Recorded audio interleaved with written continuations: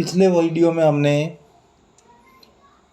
पौधे के विभिन्न भागों के बारे में पढ़ा था। पौधे के विभिन्न भाग, पौधे के विभिन्न भाग, जड़, तना, पत्ती, फल और फूल होते हैं। नेक्स्ट, इस चित्र में आपको एक पौधा दिखाया हुआ है। इस पौधे से हम समझने की कोशिश करेंगे। ऊपर की तरफ ये पत्तियों का चित्र है। किसका चित्र है? पत्तियों का चित्र है। पत्तियों का रंग हरा होता है। पत्तियों का रंग हरा होता है। वो हरा रंग एक वर्ण के कारण होता है। उस वर्ण का नाम है पर्णहरित, जिसको इंग्लिश में क्लोरोफिल भी कहते हैं। ये कंपटीशन एग्जाम में कई बार पूछा गया है, पत्तियों का हरा रंग किस वर्ण के कारण होता है?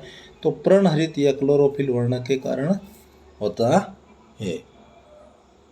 पौधे की एक विशेषता है कि पौधा अपना भोजन स्वयं बना सकते हैं। पौधे अपना भोजन स्वयं बना सकते हैं।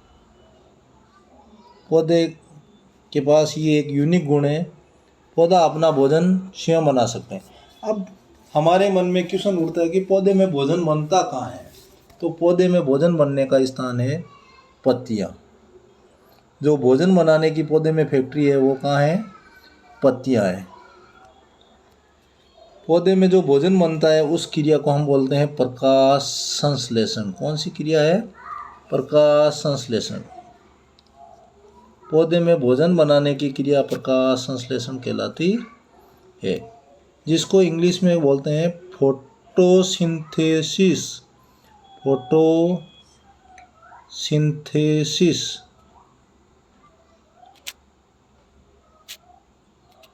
फोटोसिंथेसिस। ये भी कंपटीशन एग्जाम में कई बार पूछा गया है। पौधे में भोजन बनाने की प्रक्रिया को क्या कहते हैं? प्रकाश संश्लेषण, फोटोसिंथेसिस कहते हैं। आगे, पौधे में भोजन कैसे बनता है या किन किन विधियों से भोजन पौधा बना सकता है? तो भोजन बनाने के लिए पौधे के लिए आवश्यक कंडीशन है सूर्य का प्रकाश। पहली कंडीशन है सूर्य का प्रकाश होना चाहिए, सनलाइट। सूर्य का प्रकाश।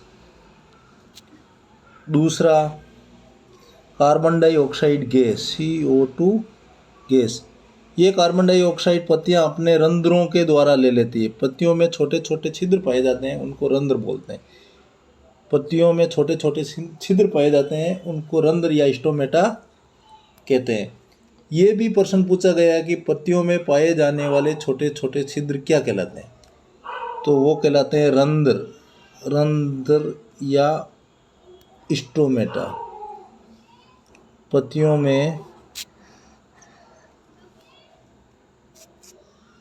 में पाए जाने वाले छोटे छोटे छिद्र, पाए जाने वाले छिद्र, छोटे छोटे छिद्र स्टोमेटा कहलाते हैं। हम प्रकाश संश्लेषण की बात कर रहे थे।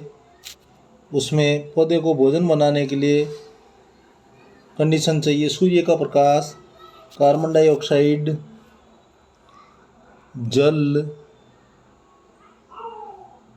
खनिज लवण।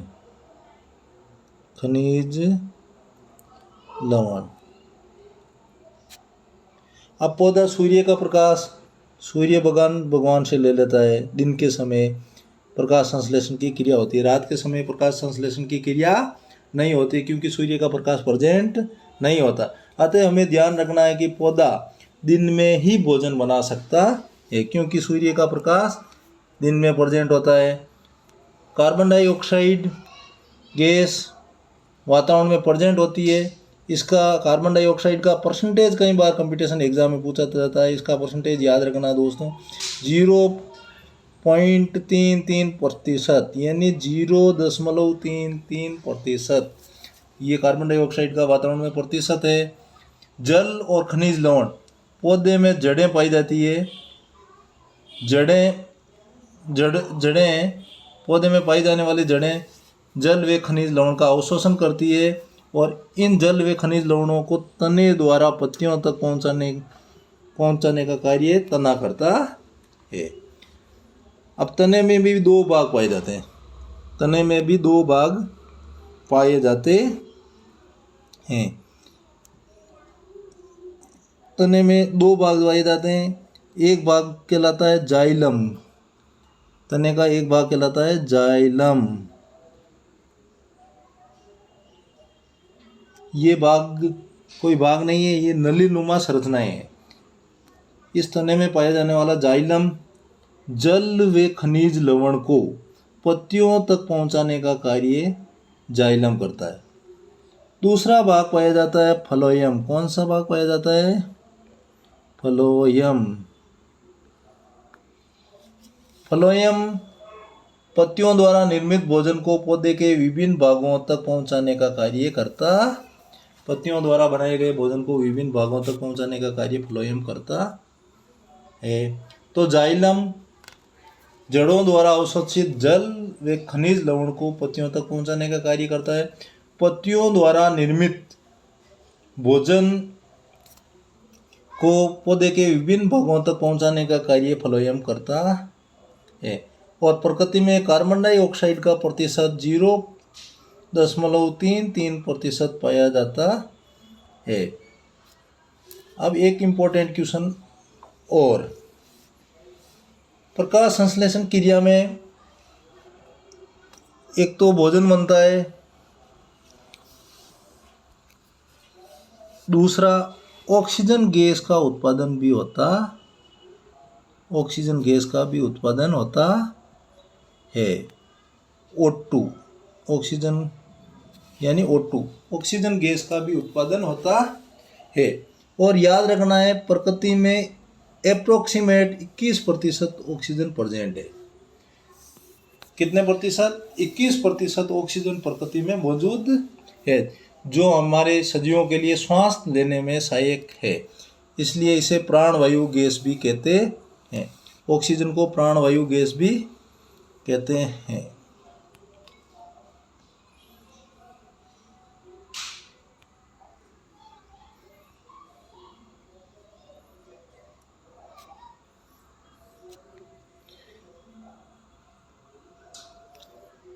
O2 means oxygen. प्रकाश संश्लेषण क्रिया के द्वारा निर्मित गैस, इसे प्राणवायु गैस भी कहते हैं। यानी ये सजीवों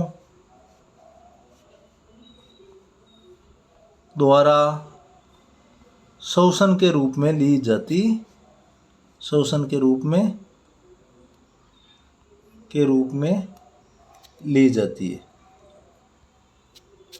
दूसरा ऑक्सीजन का उपयोग है आग जलाने में भी सहायक है।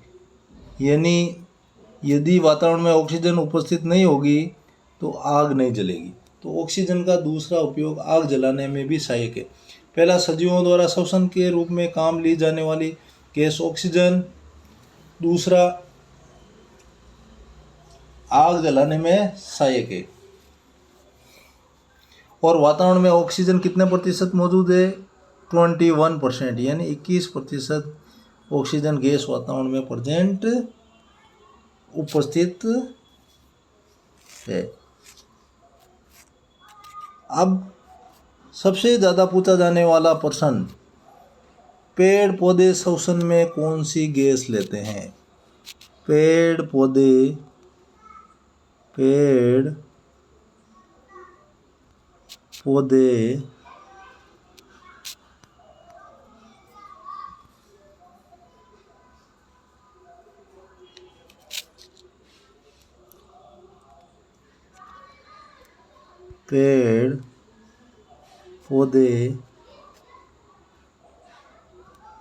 श्वसन में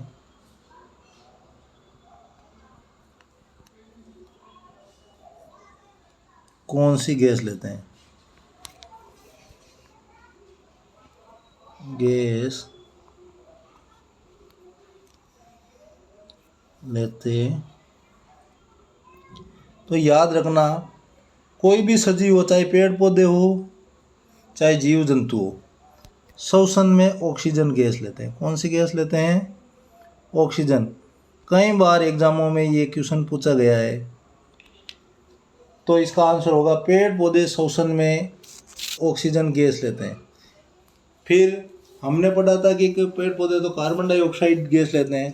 तो याद रखना है, पौधे में प्रकाश संश्लेषण क्रिया होती है, उसमें पेड़ पौधे कार्बन डाइऑक्साइड गैस लेते हैं। कौन सी क्रिया? प्रकाश संश्लेषण क्रिया, यानी भोजन बनाने की क्रिया में पौधे कार्बन डाइऑक्साइड लेते हैं। जबकि श्वसन में पेड़ पौधे भी ऑक्सीजन लेते हैं, मानव भी ऑक्सीजन गैस लेते हैं।